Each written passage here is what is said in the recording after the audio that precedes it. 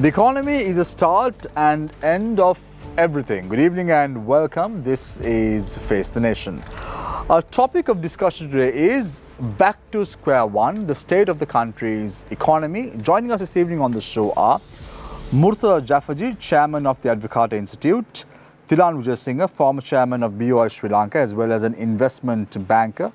Also joining us this evening on Face the Nation is Daniel Alphonsus, former advisor to the Ministry of Finance. To pose questions from our panelists today, onto my immediate right is Theruni Karunaratne, and onto my immediate left is Shihar Ranis, Executive Director of the Centre for Investigative Reporting. You too can join in as far as the conversation is concerned. The number to send in your messages, 076 656 5353. The number once again, 076 656 5353. So let's get the ball rolling today with Murtaza Jafferji, chairman of Advocata Institute. Is the country's economy in a good state? Your time starts now. So the answer is that we are enjoying currently a spot in the sun, quite literally. It is rather hot outside.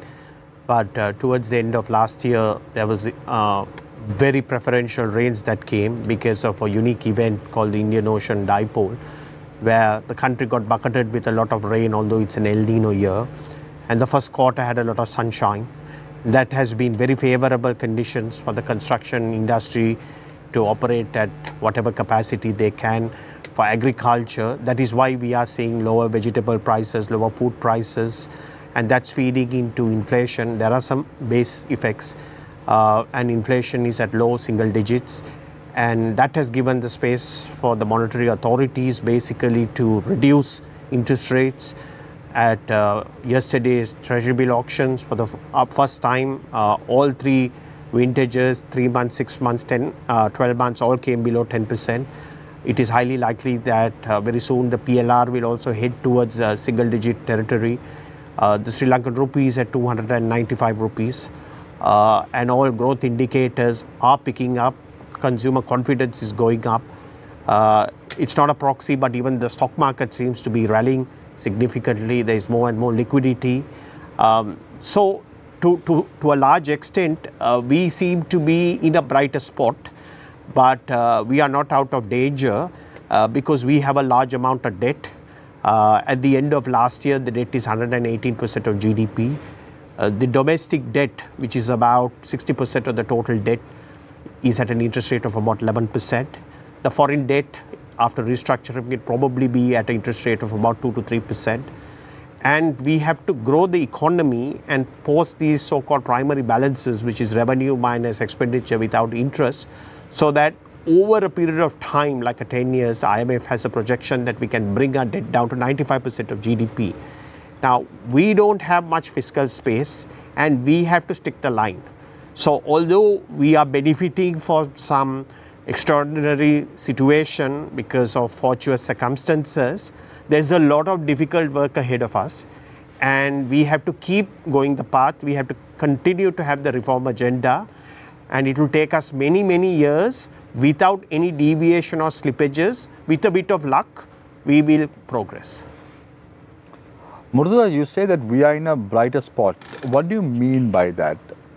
Is it because we are not making any repayments on our debt yet? Is that why we are in this situation where you can flaunt about the country's economy now? Or is it something that we should not be too comfortable with at this point of time? Come an election, things would change drastically in Sri Lanka. So we can't get too comfortable. Yes, it is true partly that we are not servicing our debt. That is on our bilateral debt and commercial debt, which comes to about $20 billion. But we are definitely servicing our multilateral debt, which is about $10 billion. But of course, we are getting more from them than we are repaying that. So from a cash flow basis, we are okay. And then we had a large amount of money that was owed to the Indians, something close to $4 billion. My understanding is that we are repaying them at the rate of $100 million a month. And we have been repaying them for the last 6 months or more, basically. So we are repaying them, but a large amount of debt, we will only be repaying them, as the President said, past 2028, if we get a successful debt restructuring. So where are we standing right now in terms of the debt restructuring as we speak now? Yeah. So there are two buckets, one called the bilateral debt, which is about $10 billion. That we have got in principle agreement from them. I think the last time I read that they have agreed that we have to pay about a 2% interest rate, and we will pay them the principal amount over a long period of time, going up to about 15 years.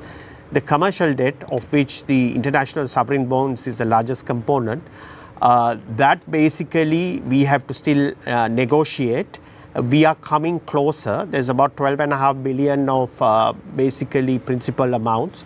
There's about 2 billion in arrears, and there's about 2 billion owed to the China Development Bank.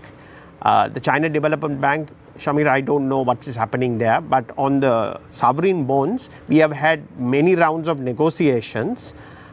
We are coming closer because the two parties have agreed to sit together and discuss. And I don't have any superior insights. I only have the market price. You know, the low point on our sovereign debt, it was trading at 25 cents to the dollar.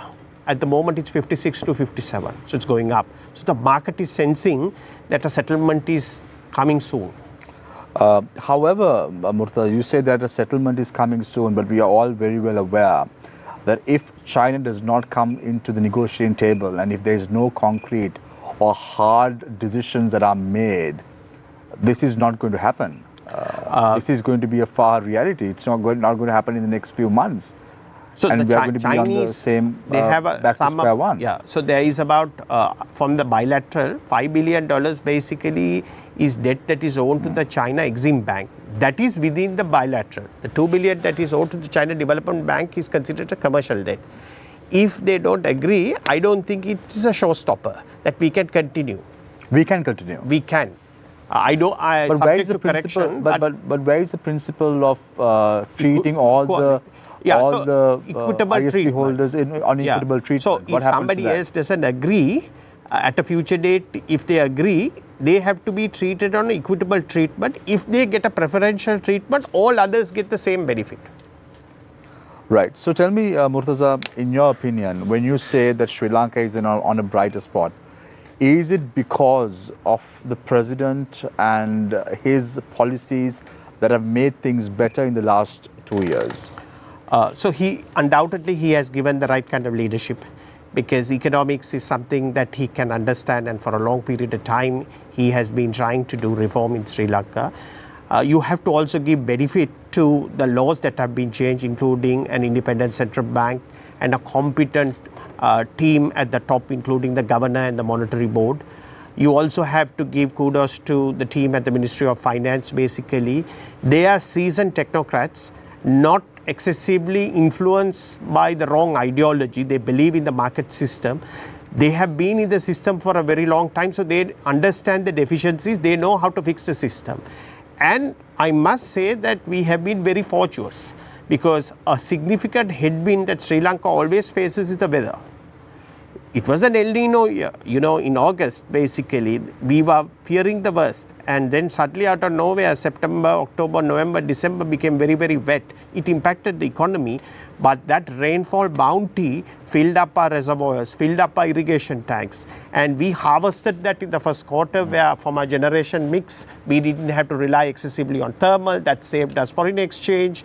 We got a good harvest. The harvest season is the April season. So it's a mix of many circumstances that came together that have permitted this bright spot at the moment. But it is not a reason for us to relax, because we have a lot of difficult reform and changes ahead. Right. So before I move to Tilan, Murtaza, one final question to you. You say we are on a very bright spot at this time as we speak. However, if you look at the exchange rate, you spoke about it. You said the exchange rate is approximately at around 295, to be very precise, around 292.50 cents. However, the exporters are feeling the hit. It's not going to be easy for exporters. I come from a tea exporting company. This month has been extremely difficult, and it's very evident that small scale exporters will have to close down shop if things would continue in this manner come a few more months.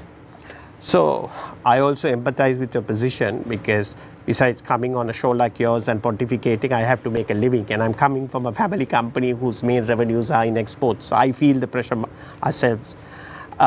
But you must respect what the governor says. We will have a market determined exchange rate. The central bank is not intervening to strengthen the currency. So although people are critical of the central bank, the reality is that the IMF has a net international reserve target of $100 million. That is all they have to buy from the market. In the month of December, January, February, they bought $250 million net. In the month of March, they bought $700 million. So they are absorbing a lot of the flows that are coming in, and so nobody is artificially manipulating the exchange rate. It is trying to find its equilibrium. At the moment, basically, in my opinion, it has excessively strengthened because of those fortuitous circumstances that I said, that we had an energy bounty, we didn't have thermal reserves. You know, CPC was producing furnace oil and they had nowhere to sell it. They were running out of storage space, basically. So there are a number of factors that the high point of the tourist season is the first quarter. So you have massive amounts of conversion happening. We have the Aurudu festival, so remittances peak. So a lot of those factors have come into focus and led to this, but I don't think 295 is an indicator of a year-end target for the currency that I am expecting by the second half of the year. Basically, some of these things go in cycles, that some of these positive flows will reverse. Example? So for example, the second half of the year is always drier, basically. It depends on what the monsoon is going to do for us. Your energy mix will change. Brent is at $90 a barrel and they're expecting it, if geopolitical tensions, you know, the first half, the average was about 80. So a lot of factors basically that were propitious to us will probably reverse, and you will see the currency again starting to slip. But you are very confident when you're saying that the exchange rate right now, there is no ceiling and it is completely determined by the market forces. Yeah, so as per the new Central Bank Act, what it says is that the exchange rate is your stabilizing mechanism, right? That it will be market determined. My understanding is that they are not doing anything excessively to try to strengthen the rupee excessively, that it is pure market forces. I mean, for example, when you're saying they are not trying to do something excessively, the feeling that I'm getting is they're trying to do something, but they're not doing it to an extent that would disturb the apple cart. So for example, if you want to keep strengthening the currency, you will start basically taking action to strengthen the currency. For example, you will start increasing interest rates so that you attract flows into the country and reduce outflows. They are reducing interest rates. So the policy bias is that monetary policy is easing, which is counter-cyclical to a appreciating exchange rate. So as I said, that I don't have the explicit specifics, but my sense is that they are not intervening and strengthening the currency, that it is market forces at the margin that are driving this. Right. Thank you very much, Murtaza, for your thoughts. I'm already getting a lot of questions from our viewers. I'll take those up when we go along with our Q&A from our journalists. I now move my attention towards Thilan Vijay Singh, a former chairman of BOI Sri Lanka as well as an investment banker. Thilan, just a couple of weeks ago, you were featured on Face the Nation special alongside with Deepak Bagla, who was the former CEO of Invest India, which is the BOI in India. I just want you to draw a comparison. Why is India attracting approximately around $600 billion in a span of 6 years? And why hasn't Sri Lanka been able to do anything substantial in the front of investments as we speak right now? Investment is attracted generally based on confidence, leadership, strong institutions, strong facilitation, and minimal corruption. What we saw from the perspective of attracting FDI over the last 10 to 15 years, we failed miserably to attract manufacturing investments. We were primarily focusing on the non-tradable sector, where we attracted investments in areas such as real estate. Several causes. One is policy inconsistency. You might have an investor who comes today on the basis that we would, these are the sort of taxes that we're going to be paying, but during construction period, in itself, budgets would get passed, national budgets would get passed, new taxes would get introduced, and out goes the budgets. Secondly, a matter that was sacrosanct during the time I ran the BOI was what we call the sanctity of the Board of Investment Agreement. So over the years, the ability of the BOI to frame regulations, waiving, modifying or exempting various taxation regimes to give consistency, and I'm not advocating for tax holidays, it's just consistency, was that much greater due to the fact that there were no taxes in what we call outside Schedule B of the BOI law, or very few. So therefore investors had a relative comfort that the tax regime was stable over a longer period of time. Several other reasons. A lot of the FDI that we attracted during that time was infrastructure. Overall, I believe the government in the last 10-15 years focused more on public investment.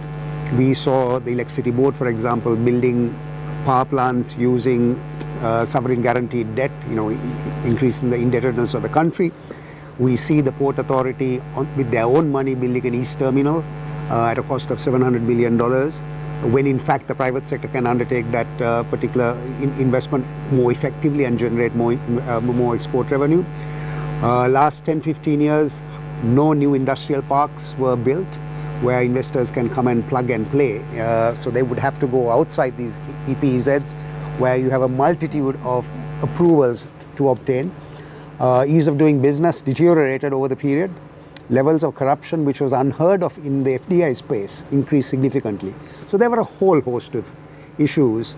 And then finally, the aspect of leadership, whether it is in the investment promotion agencies or the leadership that would ensure that some of these weaknesses are addressed and decisive action taken. Thilan, I want to speak about one of the Chinese investments in Sri Lanka, the Port City project. It was earmarked to get approximately $25 billion in a certain amount of years. However, Sri Lanka has not done anything very progressive in terms of attracting these investments. And why is that? Several reasons. If you were to leave out the intervention of COVID, during which time hardly any investment activity took place, though in some other countries actually manufacturing investments relocated during COVID, particularly when the supply chains were getting disrupted. The key issue with Port City was whether there was sufficient economic growth to justify having a marketable land extent of 500-600 acres coming into the market. Now, the business plan for Port City was to release only about 7 hectares per annum as marketable land. Now, one of the aspects that Port City also had to do was to compete with the rest of the country. So you have a landmass that is, facing the ocean, then you have government-owned landmasses elsewhere also where investors would come. So there would have to be some level of, shall I say, parity that people who should see a significant advantage, why Port City and why not elsewhere in the country. So in that context, the idea was mooted that let Port City be a special economic zone where we would put in place ease of doing business. We would try and match top 25 ease of doing business indicators so that when investors come into Port City, that would become then the benchmark to Did that happen? Did that happen? So it did not happen because there was a draft legislation that was presented somewhere in 2017-18. In fact, there were 2 pieces of legislation competing with each other for the attention of the then head of state, and those laws were not implemented. And then when the Rajapaksa government was re-elected in 2019, both these laws were reviewed, and in fact there was a committee of lawyers that recommended what was then called the Harshadi Silva Committee, Special Economic Zone Strategy and the law.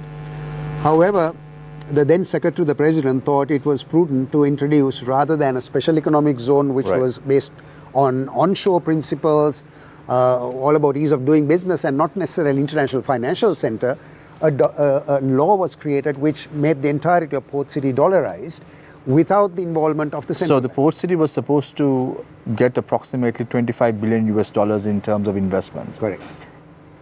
All what we've heard so far is the fact that LOLC, a Sri Lankan-based company, has invested approximately around 95 billion rupees. That's the only transaction. That's the only transaction so In fact, my far. company were advisors to that transaction. That's the only 5 blocks have been leased out on a 99-year lease, and not a single other block has been taken by any third-party investor. White elephant? Well, the reason is that in my view, the special economic zone law is not a gold standard. International lawyers who do a due diligence on the port city law as framed by the previous government has fundamental flaws, whether it is a local investor who's going to invest or whether it's a foreign investor. Right. And there are regulations that are yet to be introduced Right. under the law. There are some fundamental changes to the law that are also required. So unless and until we implement a set of a special economic zone legislation that is of a gold standard where international lawyers can actually recommend investors to part with $100-200 million. One final question, Thilan. Are you as bullish as Murtaza about the country's economy? I'm bullish subject to Murtaza painted the picture at the macro level. I always believe that you have to create the foundation, which is the macro, and then focus on the micro by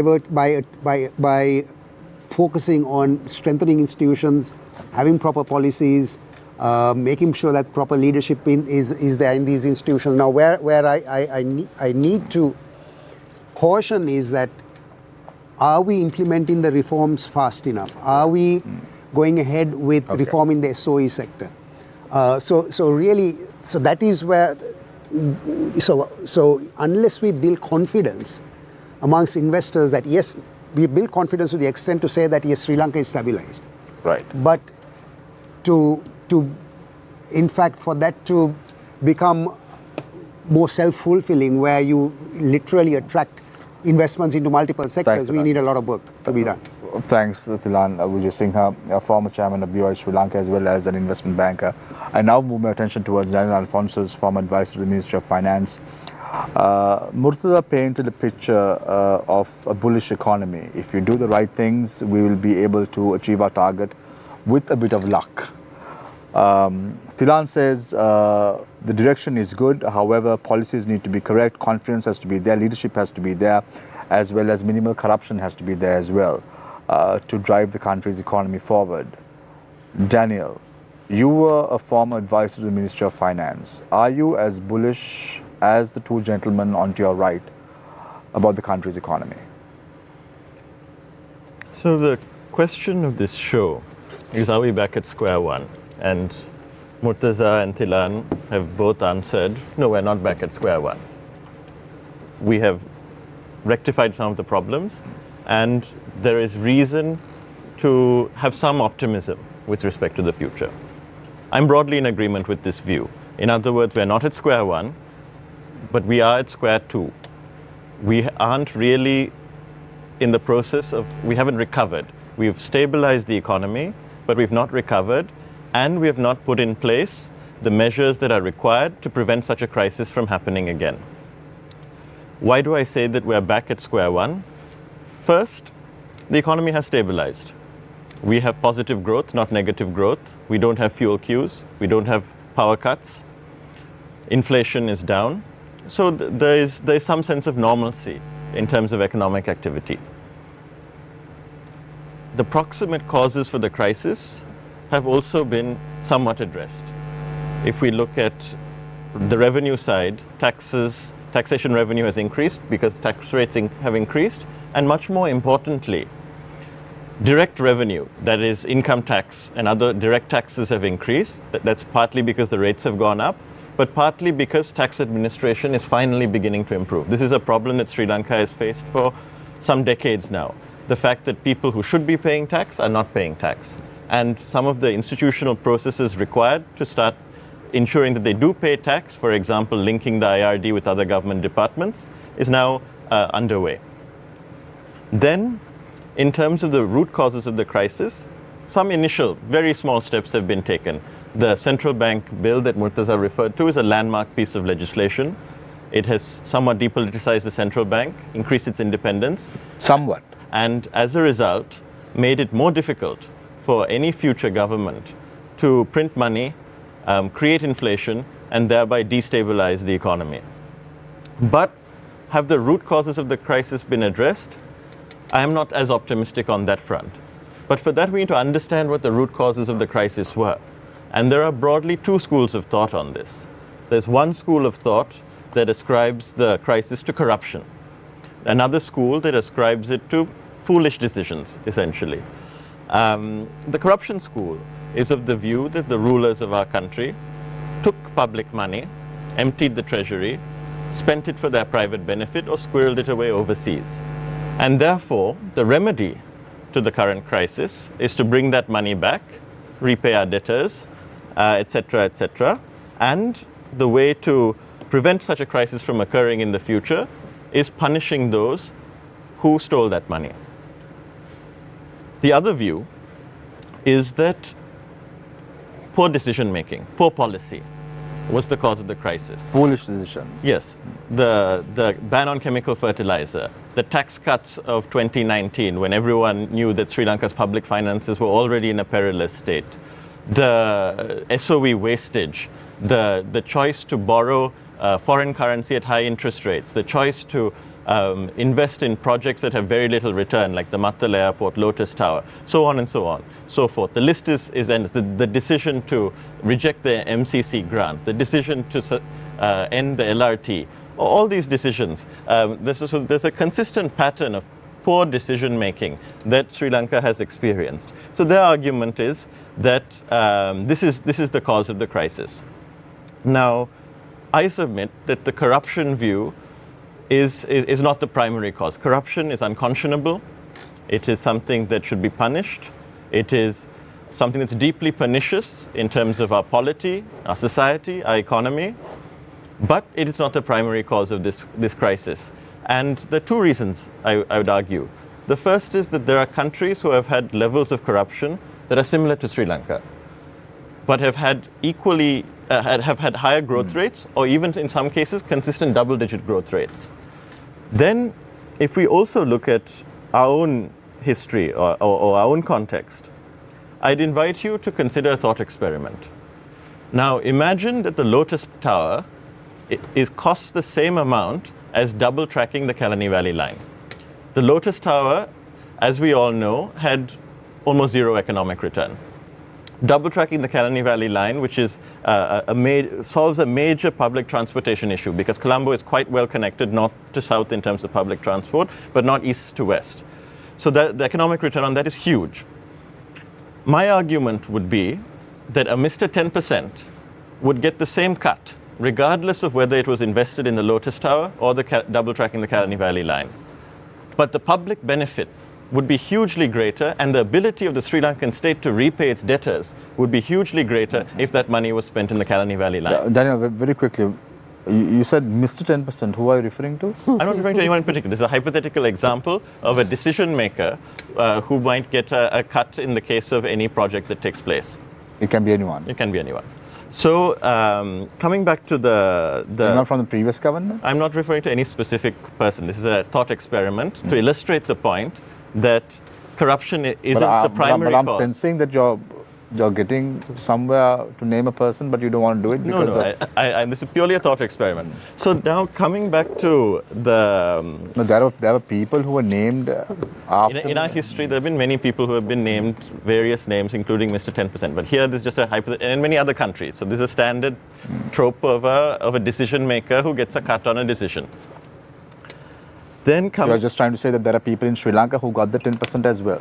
I'm not saying that they got it. I'm just saying that in the event that somebody got a cut, the private benefits would be the same in these two cases, but the public benefits would be very different. But do you think there's someone right now who's taking the 10% as well? I don't know. I'm not privy to any decisions, so that's what I'm trying to emphasize here is that the quality of policy making, the 90 or 80 or whatever percent that is not stolen, how that is invested is really the decisive factor. Thank you very much. Yeah, I'll come back to you, Daniel, momentarily. So that was Daniel Alfonso's former advisor to the Ministry of Finance. So we have different thought processes with regard to the country's economy. It's going to be a very interesting conversation with Murtaza, Daniel and Tilan on the spotlight today. Let me open the floor for questioning from our journalists. On the immediate right is Teruni, left is Shrihar. Shrihar, with your permission, shall we start off with Teruni? Sure. Yes, Teruni. Yeah. First question I'd like to direct to Daniel. You said in your opening remarks that Sri Lankan tax administration has improved slightly after a very long time. Tax revenue is very important when it comes to expanding the economy, but we've had a history of the big fish always escaping the taxes and the lower class has always been burdened with taxes. What reforms do you suggest to improve a robust tax administration system? Now, after all, the TIN number, they extend the deadline to the 1st of April, but after that we haven't heard much about it. So what are the recommendations you'd make? Yeah, so Murtaza is in a far better position to comment on this than I'd like to hear his opinion as well. I do. But if I were, let's take the two problems. One problem is the problem of ensuring that people who ought to pay do not get out of this because of their ability to influence the system. That really the responsibility is on creating an institutional structure in this country of checks and balances. And I'll touch on that a little later when we go into the causes of the crisis. In terms of the technical side of things, what can be done to ensure the Inland Revenue Department has a better sense of what somebody's income is? What I referred to earlier, the fact that the Inland Revenue Department is now being connected. The computer systems of the Inland Revenue Department are being connected to other departments, and other departments have to give their data to the Inland Revenue Department, allows the Inland Revenue Department to form a much better picture of people's income. This is a decisive step, a sea change. But I think Murtaza would be in a better position to go into some of the other measures that are being taken. Yeah. So if you look at the tax law, Teruni, if you earn less than 100,000 rupees a month, you're exempted, right? So if you're exempted, there is no reason for you to have a tax file, and therefore you don't need a tax identification number. But the bedrock of our compliance system is that we have a national identity card number. Now India talks about Aadhaar, but what we had was from the early 1970s that you may remember that if you did the local O level at age 16, you have to go out and get an identity card number.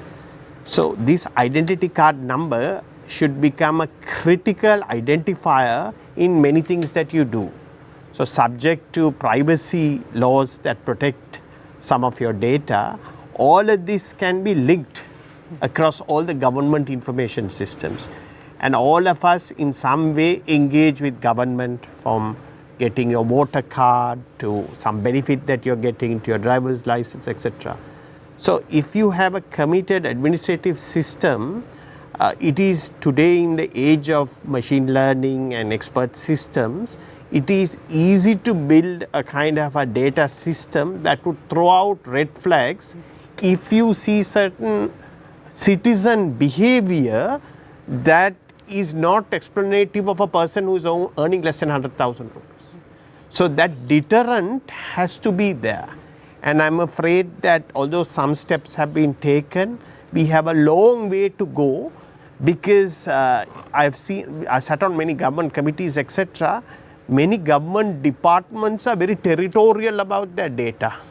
So even the presidential secretariat, some of them were saying that even when they ask for data from various government departments, these departments don't willingly give them the data basically. So we have to overcome these issues, and I believe that using some basic technology, not some high technology, you can develop a system that puts a significant pressure on a taxpayer who is not paying their fair share of taxes, that the authorities can be alerted. And under the 2018 Inland Revenue Law, there is sufficient penalties for avoidance.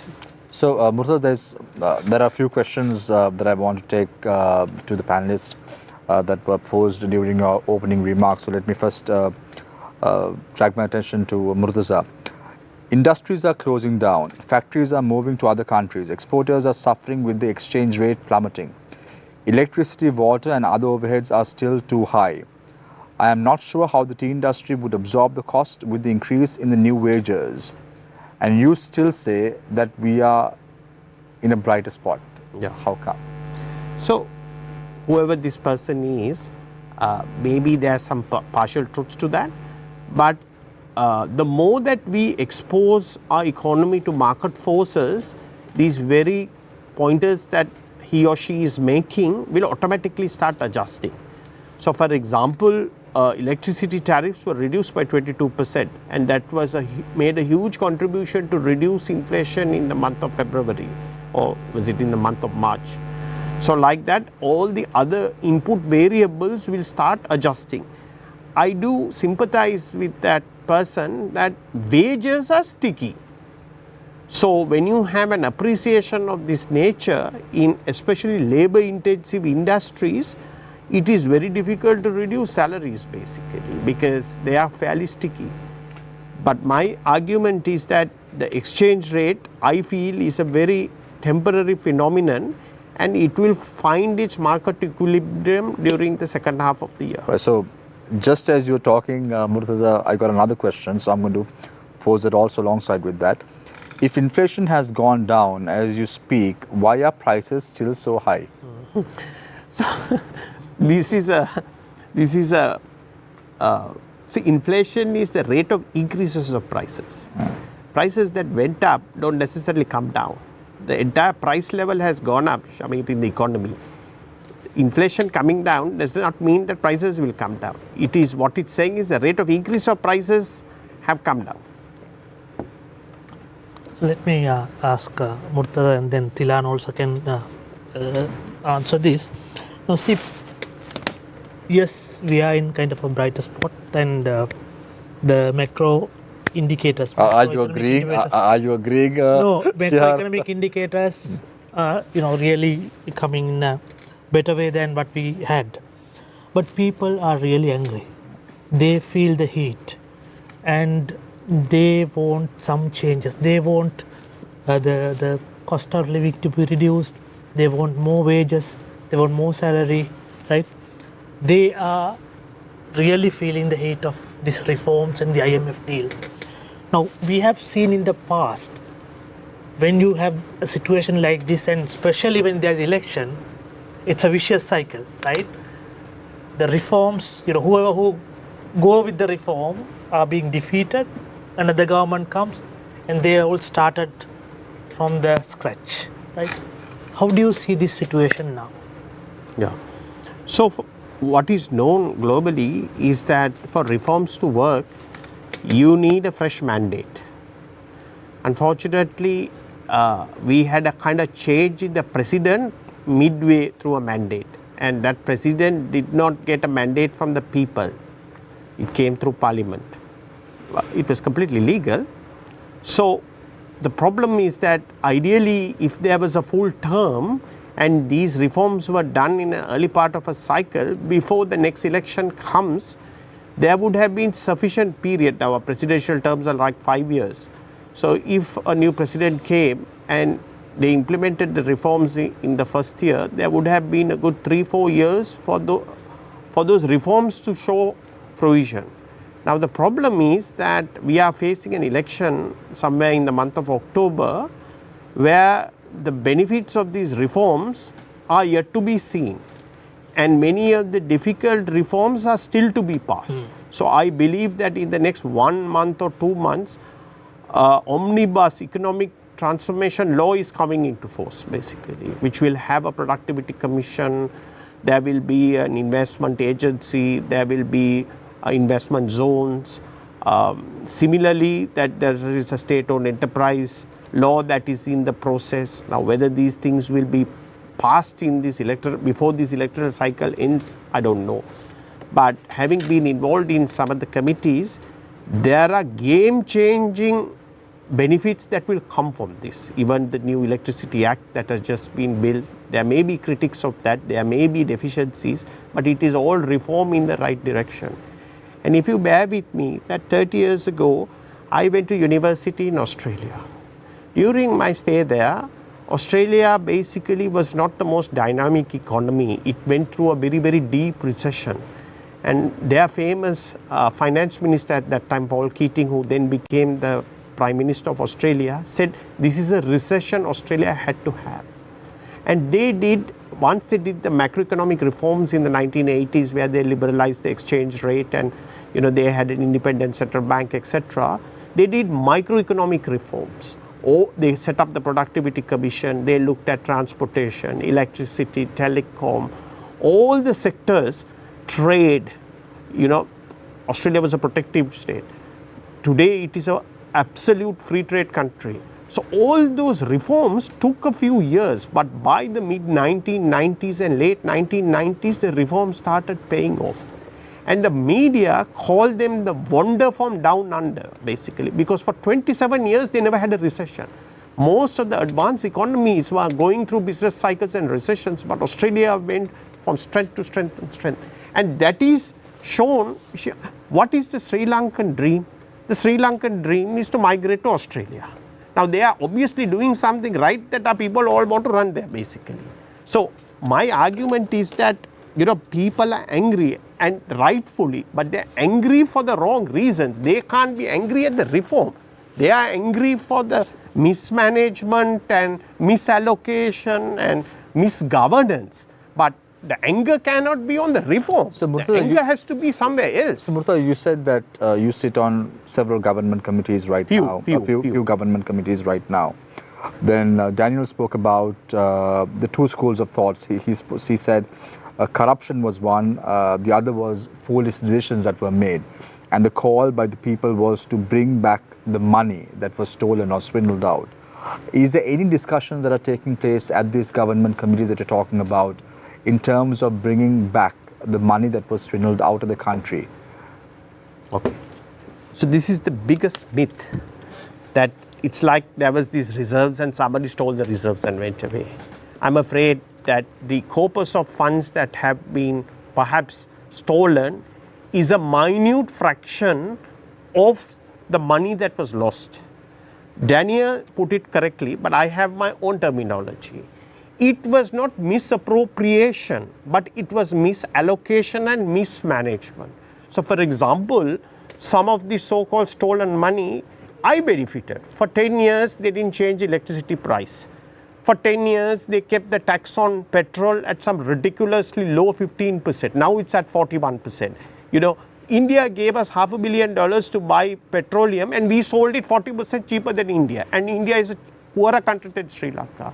So the misallocation of resources, they gave me, I belong to a wealthier household, lower tax rates. They gave tax exemptions, lower rates. They reduced the rate of taxation to 18%. That's where the money went. That's where the debt all came. So this myth that, this country had stolen money and the corruption, etc. Corruption led to bad decisions. Maybe, as Daniel said, private incentives determine decision making. And the most famous one I can say is the CEO of Sri Lankan Airlines tried to misappropriate $16.5 million on those Airbus orders. It cost us $200 million. He only got $2 million. He was trying to get $16.5 million. But the decisions that were taken in buying these aircrafts, cancelling it, paying too high leases, cost us $200 million. But isn't that why the people are angry? They're angry, and I'm also angry. And some of the people who are angry are leaving the country. But the way to fix it is to get a system. Aragale had it right, and we can discuss that. We need system change. All these reforms and the structural changes and the institutional building and the changing, going away from the executive presidency, changing the electoral system, making the civil service independent. These are all part of the system change that will ensure that these things will not happen. Don't forget the CBOC, the anti-corruption agency. That's a game-changing law, basically, and that is also applicable to private companies. Yeah, the problem is, Murtaza, laws are there, but the implementation of these laws are falling short. So let's take CBOC. CBOC was there. Now there's a new act. Because when I get involved with many of the think tanks, there was a couple of people who came who are fighting women's rights. They fought for the sexual bribery in the Anti-Corruption Act. And I believe there are already 2 cases. These are with private sector people. Now, whether they will successfully prosecute these people, I don't know. But we have to allow these institutions time to mature and build themselves. But Daniel, are you buying the answer that was given by Murtaza in terms of the 2 schools of thoughts and bringing back the money? We all got benefited at one point out of this. Yeah, so I agree with Murtaza, and I'd also add to that the record of bringing back money from any other country where money has been stolen is very poor. The STAR unit in its entire history, the STAR is the main World Bank unit that helps countries engage in stolen asset recovery. In their entire history, they've only brought back about $1.5 billion. So these are very small amounts of money that are actually recovered. And secondly, it takes a very long time, years and years, if not decades. So therefore, as a solution, even if one concedes the point that there was a large sum of money stored overseas, our ability to get that back is very limited. And I completely agree with Murtaza that actually most of it was recycled back into our economy suboptimally, through misallocation, through rich people getting money, and through projects that didn't make any sense and have no viability. So Shihar spoke about how people are angry at this point of time. So one of the recent news items that was published on Newsfirst was the fact that parliamentarians are trying to get duty-free luxury vehicles. Is this fair under the current economic climate? So the question of compensation of senior officials or public servants is a chicken and egg problem, because we don't pay our senior public servants very much. On the other hand, we also expect very little from them. So unless we are able to solve this problem by paying public servants, this includes MPs, it includes senior civil servants, executive grade civil servants, we are going to have low quality people entering the system. And as a result, we don't want to pay them very much also. So we need to find a way to solve this chicken and egg problem where we start paying our civil servants and public servants well, but also demand and expect a high quality of service from them. So Tilan, before I move to Shihar, why is that UAE don't have the best laws when setting up economic zones such as Jebel Ali Free Zone, Dubai Internet City and Dubai International Finance City DIFC for an example? But still they attract top global companies and Sri Lanka lags behind, lying like a tortoise. Our laws are substandard. And laws are made in a manner that at times are rather fluid. You can have different regimes coming in, governments change, but there's, 1 year's budget is, there's never been consistency in hardly over the last 10 years in taxation. I mean, so as Murtaza pointed out, there's a plethora of new laws that are coming into place.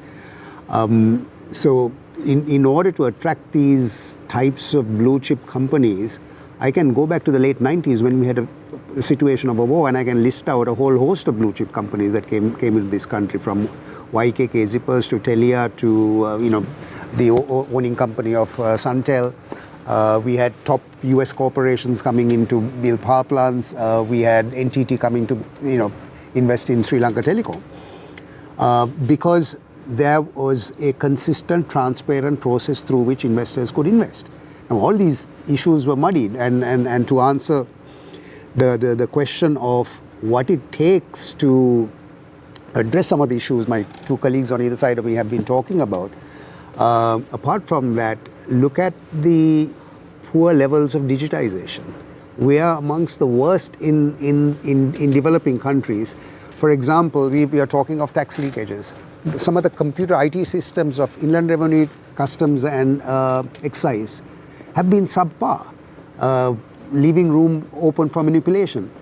Take, for example, why, despite Murtaza mentioning in 1971 we had a national identity card system, I know of at least 3 tenders for us to have our own digital ID failing, because I can mention one particular tender some years back where a highly respected private sector individual resigned from the evaluation committee because suddenly, for example, there was an unsolicited proposal for a digital ID, and then when it was put aside, and then a tender was called, and to see the tender documents were tailor-made to give that award to that particular that particular company. He resigned, and we failed. So the sad situation is that if you look at how corruption has been eliminated in the transfer of subsidies, I remember listening to the Indian High Commissioner, $30 billion has been saved in terms of money wasted in transferring subsidies to the poor by virtue of the introduction of the Aadhaar card.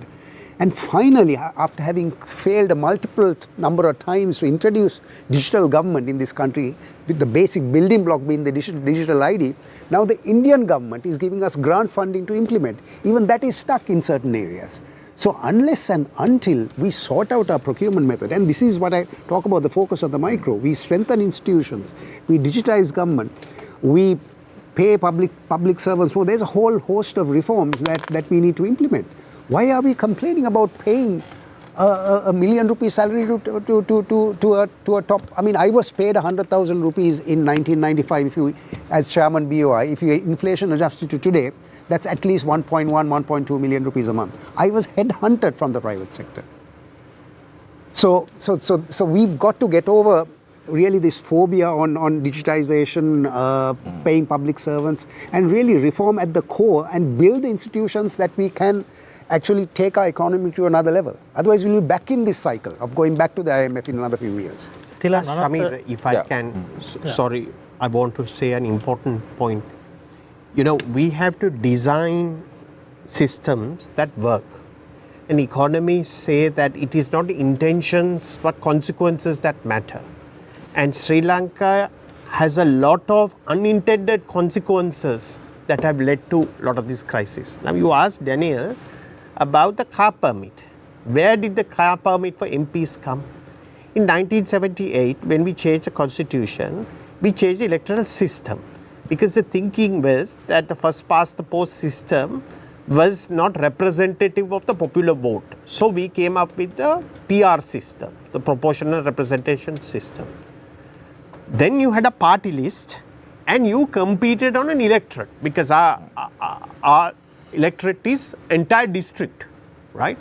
So then the political authorities or the leaders of the party decided who the party list is. So there was a discomfort that, you know, one person decided who will come on the party list. So then they introduced this Manapa system where members from the same political party have to compete in the same district. Now, electorate like Colombo has 1.7 million voters. It is 700 square kilometers. You need a lot of money to be in politics. Somebody went and told the then president, I can't be in politics because I can't afford to be in politics.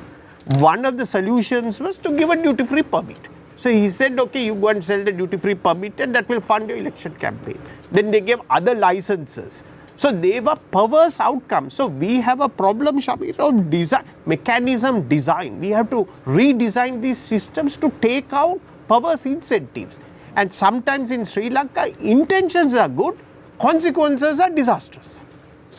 Thilan, I want to ask now, one of the key reforms the government has brought in is the SOE reforms, right?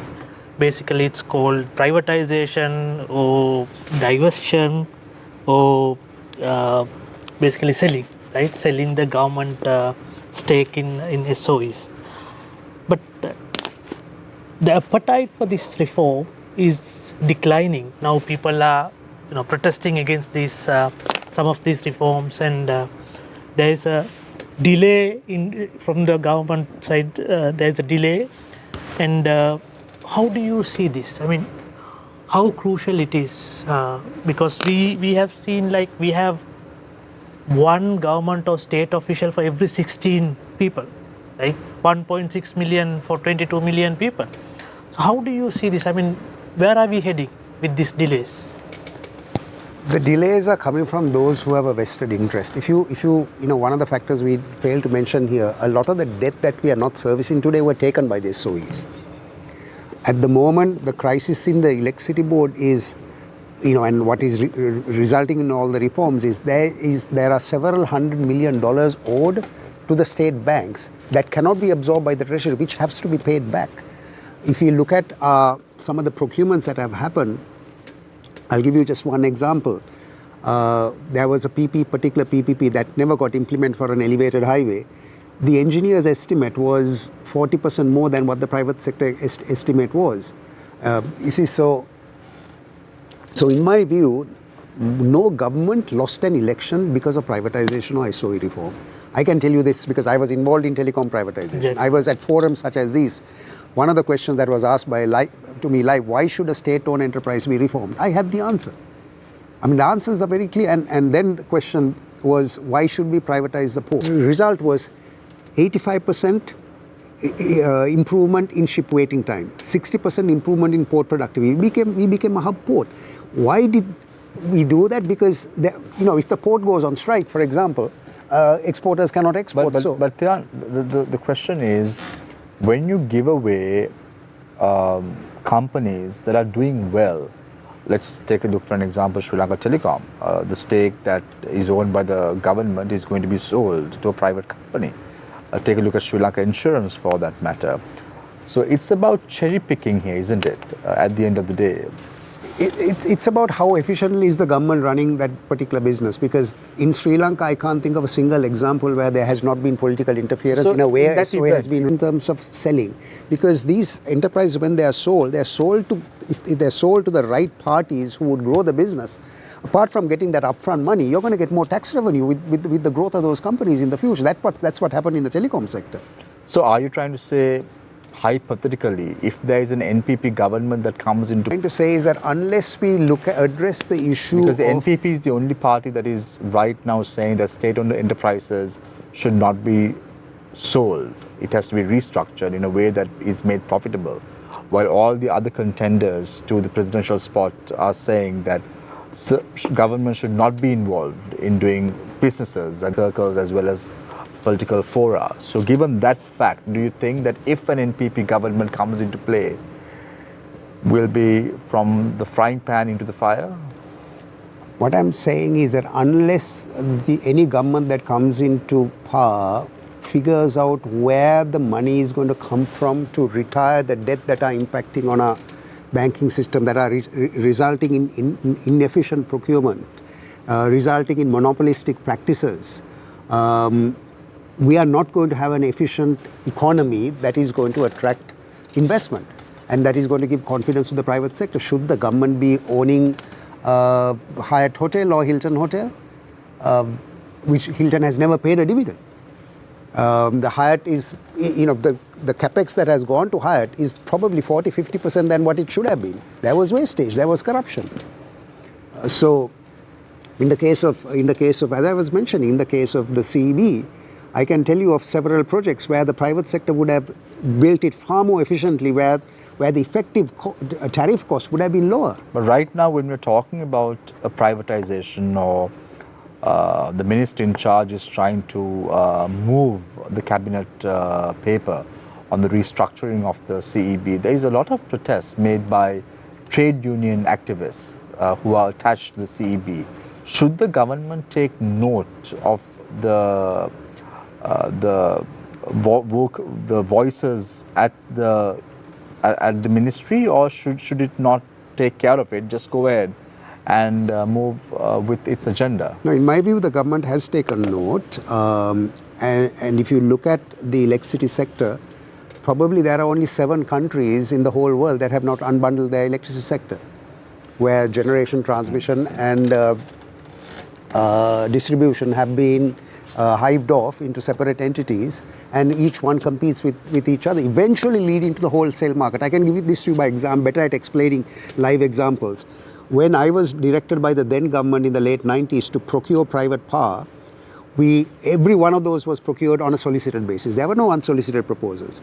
The cost of power that we managed to procure at that time, 25 years ago, was cheaper than India, right? But if you look at the situation today, India has moved towards a wholesale market subsequent to the unbundling. 3-4 cents. I mean, let me tell you, for example, data centers.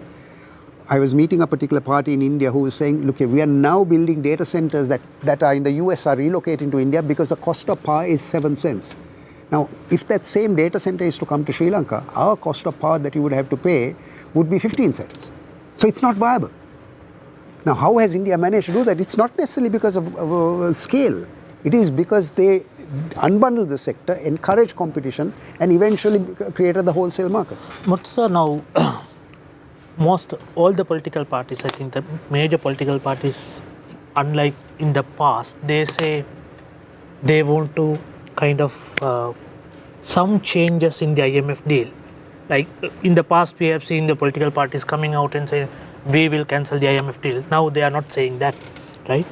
They say that they'll renegotiate, like the exactly, today. renegotiate and Sajid change. Premadasa at the media rally said that they would renegotiate terms with the IMF. Yeah, I mean, how do you see the IMF deal and its importance to the current situation? So, I think with politicians, you should see what they do, not what they say, basically. I mean, they may say for popular consumption that they are going to renegotiate, but if they were in power, would they do it? Or they will make it known that they renegotiated, but maybe they dotted an I and crossed the T, but in substance they can't do much, basically. Because the IMF has said very clearly, this is revenue-based consolidation.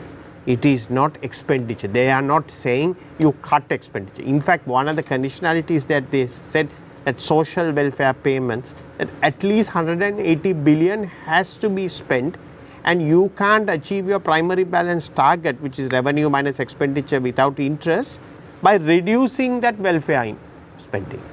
So the IMF is extremely clear that you is about 0.8% of GDP, and there is room to increase that. So most of this heavy lifting of us going from something like a primary balance deficit of 4% of GDP, heading to 2.3% surplus, is all coming on the back of revenue. At a low point in 2020 or 2021, we had 7.5% of GDP. We are supposed to get to 14% of GDP by 2026, basically. So it's all coming on the back of revenues. Now comes the taxes. Let's be realistic here, that 51% of national income goes to 20% of the households. Right? Top 10% get 36%.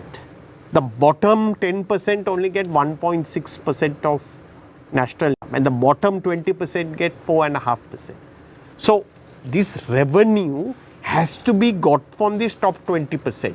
There is no point going after the rest because they are just too poor. More like you have to give them subsidies like Aswasuma, etc. They will be beneficiaries of social transfers. So this is where in the program that they are trying to target the people who can afford to pay. Number of households who come within that 36%. Of course, they are the very wealthy because the top 1% in Sri Lanka probably has 40% of the wealth. They are very soon going to put out a draft law of a property tax. I would have preferred the property tax to be where it is a devolved subject, that the money goes to local government, municipality. That is how it is there all over the world because land is a devolved subject. But my understanding is that this property tax will have a different flavor, that it will come to the central government. So it is an indirect proxy to wealth. So to a large extent, these revenues are really targeted to the rich people and those who can pay. Of course, when you have things like the VAT, etc., there's VAT on everything. So even the poor people have to pay, and as a proportion of their income, because they consume more, it is considered regressive. But majority of these taxes, 80% of what they collect is coming off this top 20%. So what we should be doing is, Aswasuma, this is 0.8 and a lot of criticism that the wrong people get it and the right people don't get it. We should slowly increase from 0.8 to 1 to 1.2 so that the bottom 50% basically can offset some of this tax burden. But we have to really go after the top 20%, and there are significant number of people who are not paying. So there has to be a conscious effort, and there has to be a social contract in Sri Lanka that it is socially unacceptable for you to avoid paying taxes. Karen, you have a question? Yeah. Murtaza, now we have elections coming towards the end of the year. And what if there's a major shift of power from the current government to a completely new party, completely new government? As Shihar said, it's a vicious cycle. Some people prefer to start from scratch and they might renegotiate with the IMF. What does this mean in the entire economic recovery journey for Sri Lanka? Okay. Teruni, Sri Lanka has zero room to expand. 118%, right? There is no red line, but for a middle income market access country, it should be more like 60% of GDP, right? At the height, we were at 128% of GDP. So even though we are doing this debt restructuring, etc., we are still massively in debt, right? So the only way that we can get out without having a second default, right? And the evidence is against us because the probability of default of a second default is more than 50% of countries who have already defaulted, right? So what you have to do is you have to stay the course, and we need luck also, right? Now we can't experiment. Now if a new government comes and they have policies that are better than the current policies, basically so be it. If they have a way to implement faster, if they can enforce a social contract, that people think that they are less corrupt and therefore I'm willing to pay taxes because I think these people are going to be the custodians of the money and they are not going to waste, that is going to be good. But if we regress and say that no, the state has a role to play in the economy and state ownership has been there. I'm a member of the State-Owned Enterprise Restructuring Committee. You will have to call me for a special session on SOE because I have so many stories to say. And I have a ringside seat to see how much of misallocation, mismanagement, ruination we have done with keeping these things in government ownership. But we won't have the time today. So the only way we can avoid this is we have to grow and grow. And we have to grow by improving national productivity. And improving national productivity needs competition. So, so we can discuss that. So Daniel, given what Murtaza is saying, that whoever comes in has to have better policies than the government who's sitting on board, who do you think is the best fit to lead the country at a future election?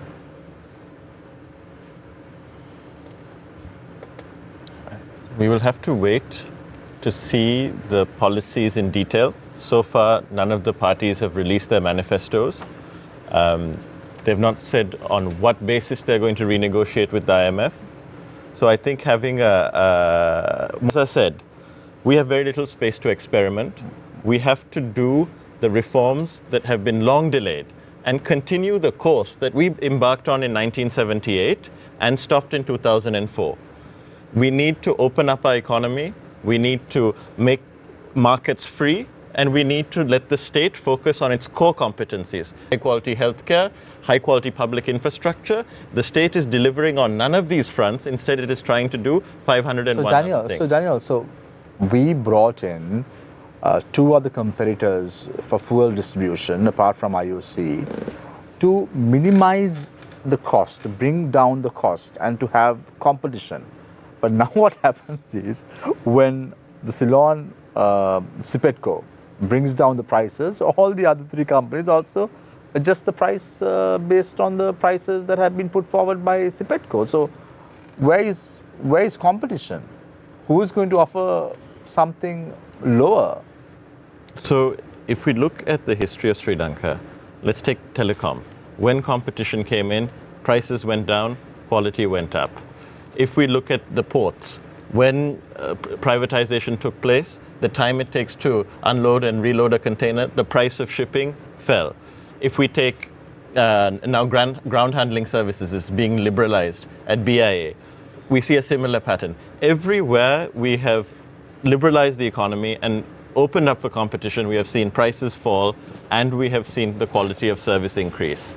And to come back to your Sipetco argument, it's not the case that prices have increased as a result of competition or service delivery has fallen. So at the very least, we can say it's not made anyone worse off. And there's so many cases in which it has made everyone better off.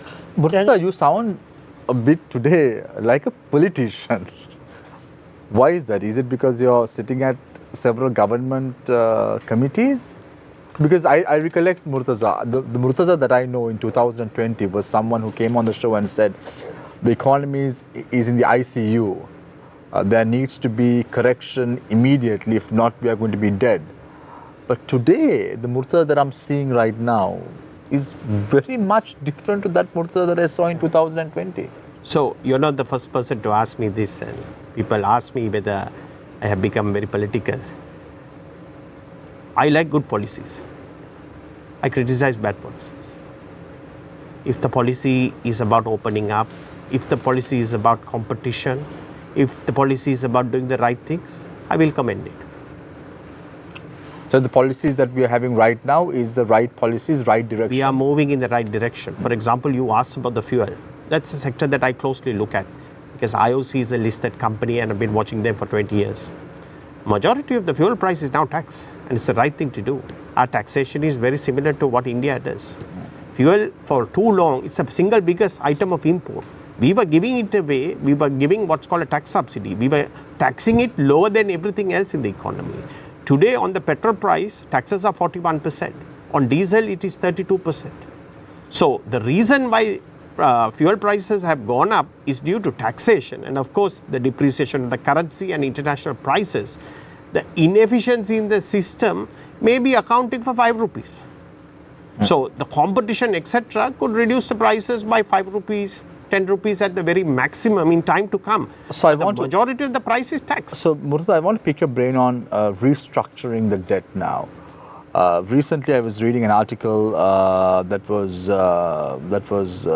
done by Dr. W. Vijayawardena, former Deputy Governor of the Central Bank of Sri Lanka. He says that the ideal outcome should entail a massive haircut of about 51% of the bilateral and commercial borrowings of Sri Lanka, which is approximately around 30 billion US dollars. So if you look at a 51% haircut, would that be something that would be negotiated at the table? So I'm not so sure where that 51% came. I don't know whether he's referring to on an NPV basis. Because what happens is that you have to take the adjusted interest rates and you have to take the adjusted principal value and discount it by something called the exit yield. Then you will come to these 50% kind of figures. But I don't think there is a need to haircut basically the principal values by 50%, because what the IMF said is that some of the figures that you gave are not 100% accurate. Let me repeat it again. We have about 10.5 billion owed to the multilateral. So 11.4 billion to bilateral creditors, 19 billion to commercial creditors, and a swap facility of about 2 billion dollars to China. Yeah, so they are including so that's approximately around 32 billion. They are including the central bank liabilities also in that. So basically, the IMF says, and those central bank liabilities are not in the debt restructuring perimeter. What the IMF is saying is that your external debt servicing has to be restricted to 4.5% of GDP.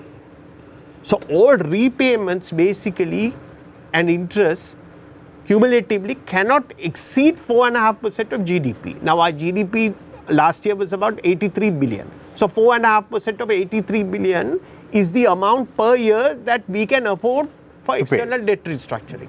So debt repayment. So certain things we have not restructured. So once you reduce that, how much space do you have for the others? So you have to restructure within that parameter rather. So let's take a look at the numbers a little bit more closely, Murtaza. So you're saying that when will we have to start paying our ISP holders? So the repayments are running up to 2038. And I think the first principal payments are starting in 2028, I think. So over a period of 10 years, we are repaying. But if we do a deal, we have to immediately start paying interest or coupons at about 4%. At 4%. So given the fact that you said 83 billion US dollars is the GDP of Sri Lanka, and we can pay based on the IMF regulations. If it's 4%, 4.5%, it's about 4 billion. It's around 4 billion US dollars. So paying this 4 billion is not difficult at this current point of time, having a 4.9 billion US dollars as reserves. Yeah, so you don't use the reserves basically because you're getting flows, no? So what the IMF does is they design a program. So they forecast what will happen to the real economy, the monetary sector, the external sector, the government, and they are projecting certain government borrowings also. So there are inflows, there are current account flows, all of that is going into servicing this debt. So right now, Murtaza, correct me if I'm wrong here, in the next 12 months, Sri Lanka has to pay 1.3 billion US dollars to multilateral creditors. Yeah, I know that we have to pay India at the rate of $100 million a month. So that comes up to 1.2 billion US dollars by the end of the year. That I think is outside this scope. Yeah, so that one, the multilaterals are anyway giving us money, the World Bank, ADB, there's fresh loans also coming in. No? So where is the ADB, IMF money allocated right now? So what are they using that money for? Yeah, so what the IMF did is that the money that they said they're going to give us could be used for budgetary support.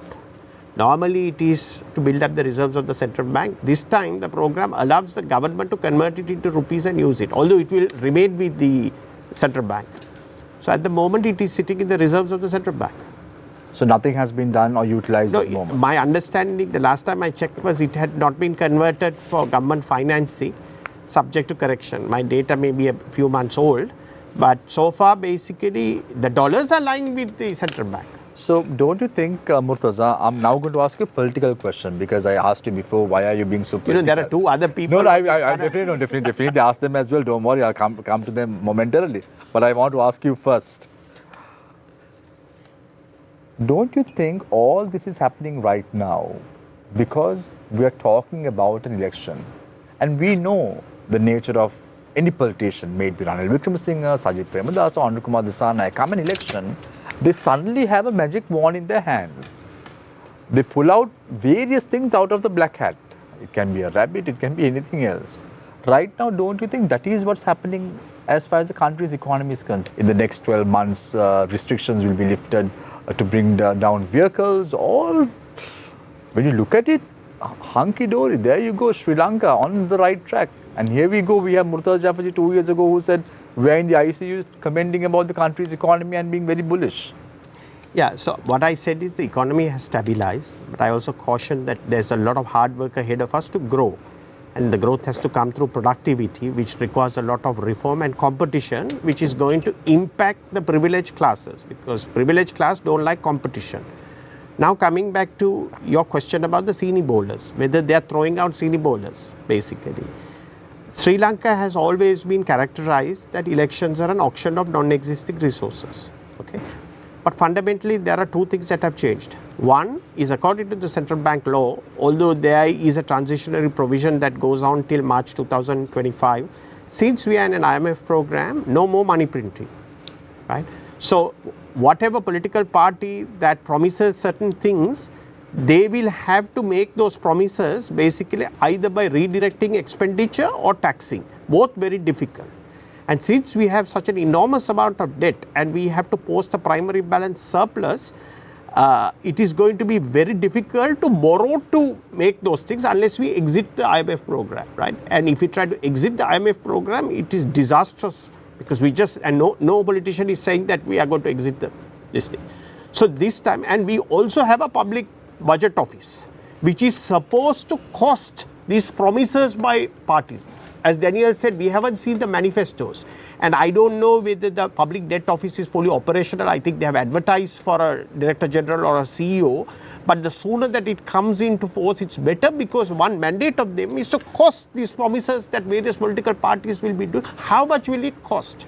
So they can throw these things about cars, etc., which is not going to majorly move the needle, but it's going to be very interesting how this election plays out, because you can't make these frivolous promises anymore. Either they're going to make these promises and not be able to keep them.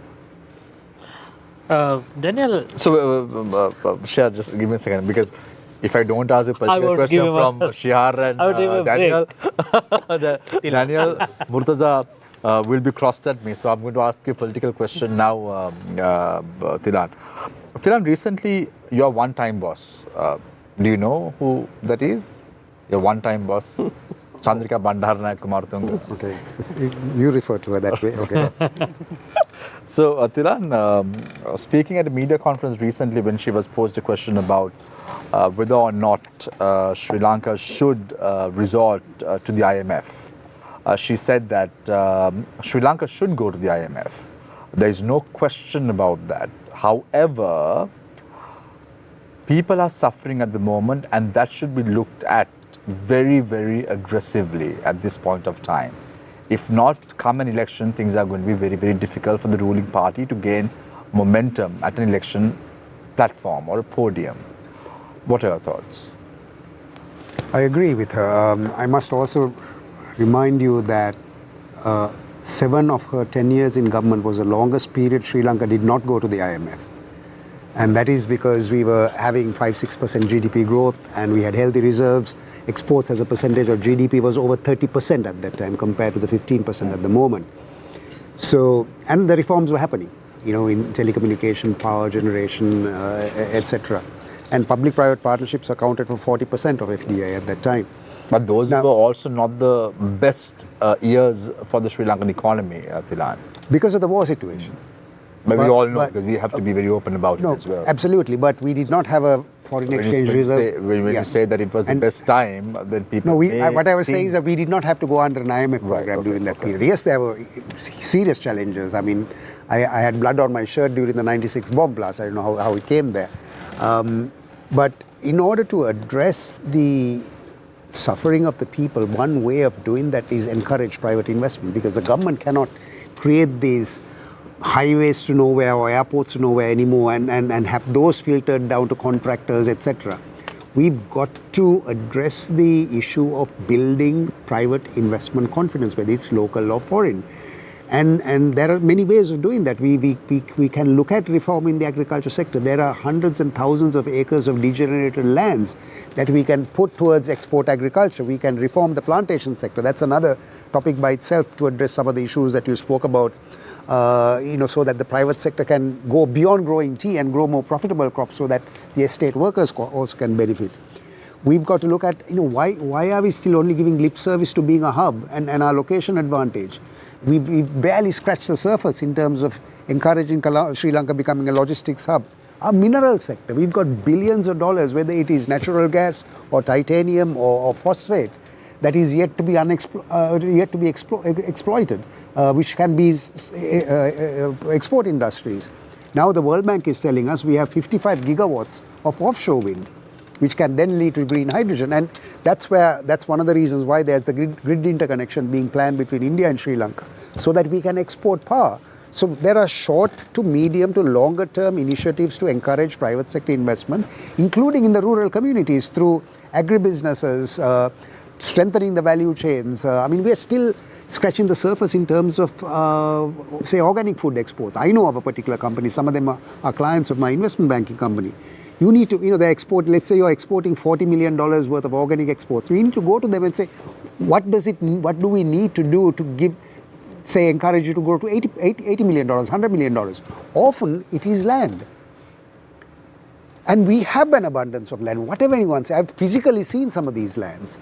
But there are a multiplicity of bureaucratic issues, hurdles, multiple government ministries, even when you start an investment project. So Tilan, the problem is right now we're talking about state-owned enterprises. We're talking about Sri Lankan Airlines these days a lot, because there have been expression of interest made by a lot of companies to buy over Sri Lankan Airlines at this point of time. However, the cabinet decided a few weeks ago to invest $700,000 plus to lease out new aircrafts. Is this approved? I am not aware of the decision. I don't sit on their board or anything of that sort. But I can only conjecture that in order to maintain some minimum safety standards or minimum levels of service, that one needs to upgrade your aircraft. Again, Sri Lankan Airlines operationally have improved, I mean, in terms of their ability to generate cash, but the debt load, still remains at about $1 billion, and from what I know, Sri Lankan Airlines is servicing the debt. So Daniel, Most of the debt has now been taken over to the balance sheet of the government. The debt has been reduced significantly. There's only $175 million which is owed to the bondholders and some working capital of about $60 billion. Because no one is going to take over with that, balance sheet. You would need to clean the balance sheet. Daniel, you spoke about this asset recovery and corruption. Now IMF has also come up with this governance diagnostic assessment report. Now, one of the main issues we see is nobody is accountable or nobody is responsible for what happened in the past, right? It is sort of economic crimes, right? The Supreme Court came up with a ruling that Rajapaksas and some of their officials were responsible for the economic or wrong economic decisions. Now, what's happening now is like we know what happened in the past, but there is no accountability. Nobody is there to take the responsibility, or everybody is unpunished because there is no laws, right? I mean, given this background, how do you see things moving forward? I mean, what is the credibility we have or assurance we have that in future nobody will come and do the same mistake again? First, I just want to, in fact, I want to ask this question from you, but you have been talking a lot. After that, you can speak. When it comes to accountability, there are two types of accountability. There's legal accountability and political accountability. When we take issues like corruption, which is a criminal matter, it's an offense, that is a legal matter. In other words, our justice system, our law enforcement system, should bring anyone who engaged in corruption to book and put them in jail. Of course, what our country has shown is that we have not been able to do that. Our legal system does not work. Our law enforcement system does not work. And that is a combination of institutional design right from the very top. So the 19th Amendment to the Constitution created a constitutional council that was supposed to make appointments to these institutions, the courts, the police, and so on and so forth, more independent. That was never allowed to fully come into fruition. It was there only for a short period of time. Then in the 20th Amendment, that whole structure was withdrawn. With the 21st, it's partially there, but it's not operating properly. So from the constitutional level down, we have to reform the institutions to ensure that there are impartial people of integrity, people of honesty, who are put in those positions, not because a particular person selects them, but because the institutional structure has checks and balances that do that. And then the issue of corruption and legal accountability can be considerably resolved. You also referred to bad economic policy making, poor judgment, stupidity, foolishness. That is a question, in my view, for political accountability. What I mean by political accountability is you fire those people. You don't vote for them in the elections. Now, our electorate has also failed persistently. They have continued to elect people who have persistently exhibited bad judgment, made bad decisions. And they have not elected people who have made competent decisions or elected them as much and rewarded those. So I think it's really a question of on the one hand, institutional design and making sure we have, in particular, the necessary constitutional amendments. And there, Murtaza referred to the executive presidency being abolished. If you look at the mistakes that were made over the last few years, the organic fertilizer ban, the tax cuts of 2019, and so on and so forth, it was because one person, against everyone's advice, or at least most sensible people's advice. In the case of the tax cuts, the Central Bank and Finance Ministry officials both advised against it. In the case of the agriculture, the fertilizer ban, agricultural researchers, farmers all opposed it. But one man was able to make those decisions. We need to create a system where there are effective checks and balances, and that means abolishing the single point of failure, which is the executive presidency. Right. I want to, Shehar, do you have any questions, Theroni? Yes, I'd like a small follow-up question on that. Daniel, you spoke about the failures of the electorate, how they've just kept electing people who should have been held politically accountable. For the public to not make that mistake again, given that we have elections coming up this year, and given that manifestos aren't out yet, what should we expect to see before casting our vote to make a very conscious and accurate decision this time? So I think the most important element is identifying the problem. Once we are clear about what the problem is, we can then put the necessary solutions in place. So I think we should be honest and say, look at our history and say, we've not done very well. And especially now compared to some of our countries that were in far worse positions. Sri Lanka was ahead of Korea in the 50s. We were ahead of a number of Southeast Asian countries in the 60s and 70s. We were ahead of Vietnam in the 90s. Now we're behind all these countries. So our record has been very poor, and we need to sit down and identify those causes. And the causes have been poor governance, not having checks and balances in our system, having an overmighty state, both in terms of the number of people the state employs and the number of things the state tries to do, instead of focusing on its core competencies of providing public goods like education, healthcare, public infrastructure, and allowing markets to operate, allowing competition to operate, allowing Sri Lanka to engage with the world. So I think these are going to be some of the key factors that we should look for in manifestos going forward. Right. Before we close tonight's show, I want to give each speaker 4 minutes to wrap up and tell the public who are watching the show tonight as to what the way forward is, in your opinion, for Sri Lanka. So let's start off with Thilan Vijay Singh, a former chairman of BOI Sri Lanka, as well as an investment banker. Yes, as Murtaza pointed out, we have very little room to maneuver.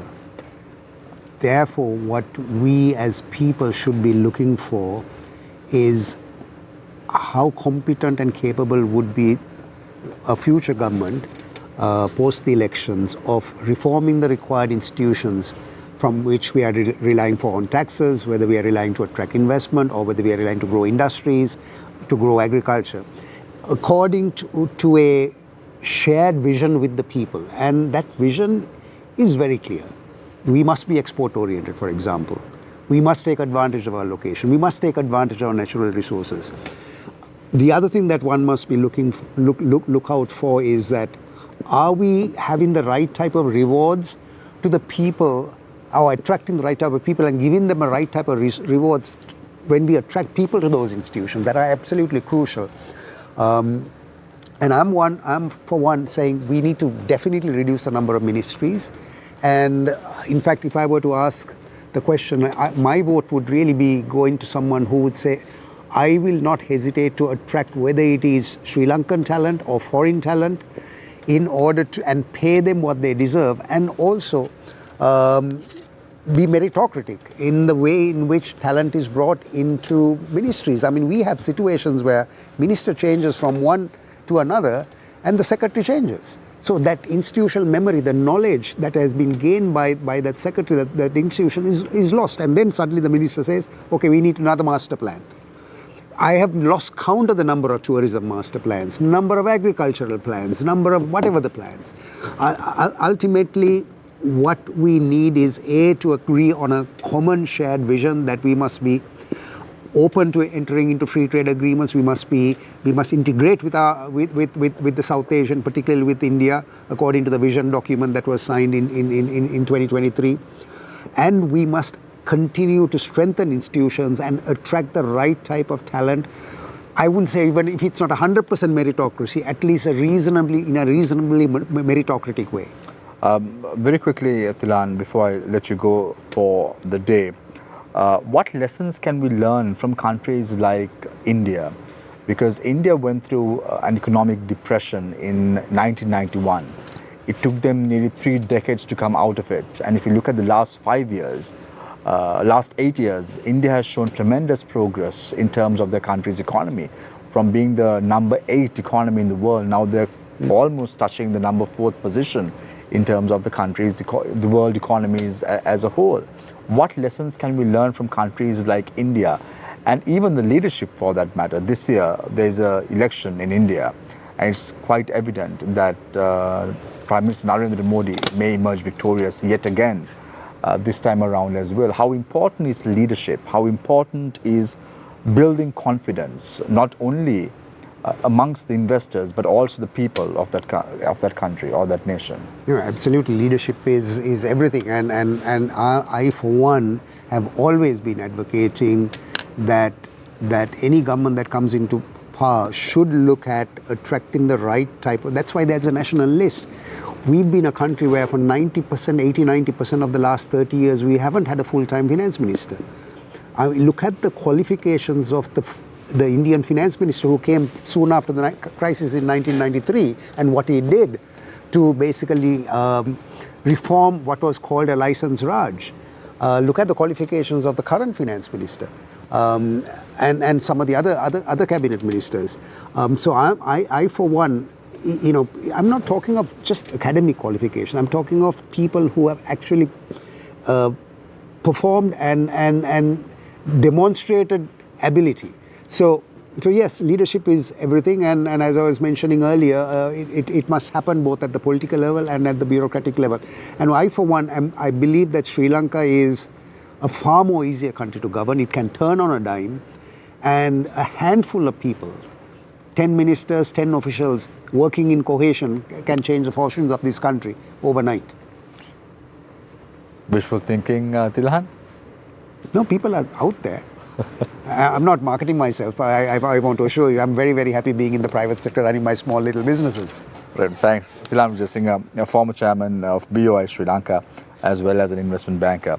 Daniel Alphonsus, former advisor to the Minister of Finance. What are your closing remarks? There are two things Sri Lanka needs to do. One is embrace a political system and a system of governance that has effective checks and balances, that prevents one person from being able to make disastrous decisions. And two, it needs to embrace the open market, free market reforms that it began on in 1978 and continued up to 2004. It has worked in the past, it has begun to work again, and it will work. If you look at our history, between 1948 and 1978, our Southeast Asian neighbors accelerated ahead while we were stagnant because they embraced the market. After 1978, our growth rates are not dissimilar. So what really cost us was those 30 lost years where we didn't embrace the world and we didn't embrace markets. Again, we've seen that happen in the late 2000s. We closed ourselves, we let the state become overmighty, and as a result, engage in wasteful and corrupt decisions. And we've seen where it's taken us today. So going forward, if we are to correct the mistakes of the last 70 plus years, what we need to do is abolish the executive presidency, establish a system of government that has effective checks and balances, and in parallel, open ourselves up to the world and embrace the market. Daniel, I asked Tilhan what lessons can we learn from countries like India, but let's talk about countries like Vietnam, for an example. Even recently, President Ranil Wickremesinghe said that in 1992, the Vietnamese Minister of Finance had asked him what's Sri Lanka's secret recipe to attract FDIs to the country. And today, he's in a position to ask Vietnam the same question as to what their secret recipe has been to attract FDIs. What lessons can we learn from the nations around us? And why must we be very aggressive in our approach to attract FDIs for the betterment of the country? Because I recollect in your opening remarks, you said Matale Airport, the Lotus Tower, these projects did not bring in the required ROI to the country. How important is return on investment on projects? I think you're absolutely right to talk about return on investment, because the way we think about export promotion is about marketing campaigns and so on and so forth. especially when it comes to manufacturing FDI, which is the most important bit of FDI, because that's what really improves your productivity and generates a lot of employment. What does an investor look for? They're sitting in a capital center, in the US, in Japan, in China now, and asking the question, where can I produce this product the most cheaply? That's the question that's being asked. And therefore, what we need to do is create an environment where we can produce the most cheaply a given product of any place in the world. So that means we need to look very carefully at the costs of production. What is the land cost? The state controls the vast majority of land in this country, and accessing that land is extremely difficult, therefore time-consuming, costly, etc. If we look at electricity, as Thilan mentioned, our electricity prices are high, makes us not competitive. If we take the labor market, Sri Lanka has an extremely unfavorable set of labor regulations. It's impossible almost to make somebody redundant, which especially in a time where you have to adjust your labor supply, makes the cost of labor very expensive. And because of our underinvestment in certain types of education, in particular mathematics and English education, adjusted for productivity, our labor isn't often that cheap. Then we have the whole governance side of things that Thilan referred to. Getting anything done through the state system is extremely difficult because you have institutional fragmentation, you have red tape, you have a lack of digitization. So all this makes Sri Lanka quite an expensive place to do business. And what we need to do is really focus on reducing these costs, enabling foreign investment to come in, generating those exports, which will generate the jobs and productivity improvements our country so desperately needs. Thank you very much, Daniel. Daniel Alphonsus, former advisor to the Ministry of Finance. Murtaza Jafferji, chairman of Advocate Institute. Murtaza, I'm just going to pose a question to you so you can piggyback on that and give your answer. Daniel and Thilan spoke about getting anything done in Sri Lanka is very difficult. Is it so even now? Yes, it is. And I can tell you as an investor and a businessman, most things, the permitting, you need 16 approvals, for example. And for example, if you Thilan alluded to the fact about land, and God help you if you need approval from the wildlife and the forestry and so many of the government agencies, basically, because there's no clarity on many of these things. So getting things done in Sri Lanka in an honest, in a non-corrupt way is extremely difficult, and you have to fix the system. But if I can summarize my thoughts, basically, I think Aragalia had it right. They said we need system change. Unfortunately, nobody defined what that system change is. And I would think that we should start, and I have said this before on your program, with the Democratic Socialist Republic of Sri Lanka. You see, a democracy is a rule by the people. A republic is ruled by laws. If you don't have both, if you only have a democracy, it will be a tyranny of demagogues. If you only have a republic, it will be a tyranny of oligarchs. We have to get the two together. So as Montesquieu said long ago, basically you have to have the separation of powers, that you have to have an executive arm, you have to have basically a legislative arm, and you will have to have a judicial system that keeps the checks and balances. And most importantly, which pertains to people like yourself, is you need an active media, basically. Now the problem in our system is that the executive arm is all powerful. The executive presidency, which is the apex of the executive arm, has to go. Then you have cabinet, which is part of the executive arm. I think we have to change the constitution, Shamir, to allow non-elected people who are professionals to be brought into cabinet, like in Indonesia, basically. Because running a ministry oversight is not necessarily the role of a parliamentarian. We have to restore the rule of parliament, which is to legislate. You see, we have a parliament that has one of the highest number of parliamentarians in the executive arm. Everybody wants to be a cabinet minister. I don't know why we need more than 15 cabinet ministers in a small country like Sri Lanka, basically. So we have to reorient. As I said, the administrative arm is a civil service. We have to strengthen it. But there is another very, very important thing, that this country is run for the benefit of 1,000 people. Economic benefits are flowing mainly to 100 people, basically. basically. So this, he talked about, you know, protests, etc. It is the few who are inciting these protests, the people who have something to lose basically, who are massively benefited from this patronage based system, who are opposing all these changes. It is not the average citizen. If the average citizen has a market system, there is more competition, they're going to have cheaper prices, more choice, better quality. Why would they oppose? They will be for this, but they are not communicated properly. And that brings my role. Advocata started with the word advocate. We have to advocate for these good policies. And what am I doing? On the 18th of this month, the governor's diagnostic report basically that was issued, which is comprehensive, 130 pages. I don't think more than 100 people in Sri Lanka read it. It's an incredibly good, detailed document that says what we have to do. Advocata is going to host a one-day workshop basically and socialize it through social media and video and have a discussion of how we should action the recommendations in the report.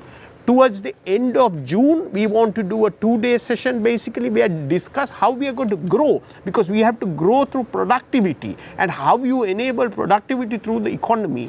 So my final words is to your audience and to the citizens that you can't leave it to the politicians to fix Sri Lanka. I think we all have a civic duty to educate ourselves. Civic society will have to play a large role in getting the type of changes, and that requires us to do homework. I mean, how many people in our country have read the Constitution basically? Very few. If you read the Constitution, you will understand what the powers of the president are and so many other things. How many people have read the governor's diagnostic report? At least read the executive summary. So there has to be a lot of citizen activity and translating these things to Sinhala and Tamil and get our population to really understand. And yourself calling people like myself on your show, the reason I'm coming here is to try to explain some of these things so that our people think more rationally and not make emotional decisions. Good advice, Murtaza, for the coming elections. Murtaza Jafarji, chairman of Advocata Institute. Thilan Vijay Singh, former chairman of BOI, as well as an investment banker. Daniel Alphonsus, former advisor to the Ministry of Finance. Thank you very much, Theruni. Thank you very much, Shihar. Shihar is the Executive Director for Centre for Investigative Reporting. Today is May Day. I leave you tonight with a quote that was made by Steve Jobs. Here's to the crazy ones, the misfits, the rebels, the troublemakers, the round pegs in the square holes, the ones who see things differently. They're not fond of rules and they have no respect for the status quo. You can quote them, disagree with them, glorify them or vilify them. But the only thing that you can't do is to ignore them, because they change things. They push the human race forward. And while some may see them as the crazy ones, we see genius, because the people who are crazy enough to think they can change the world are the ones who really do. Take care and good night.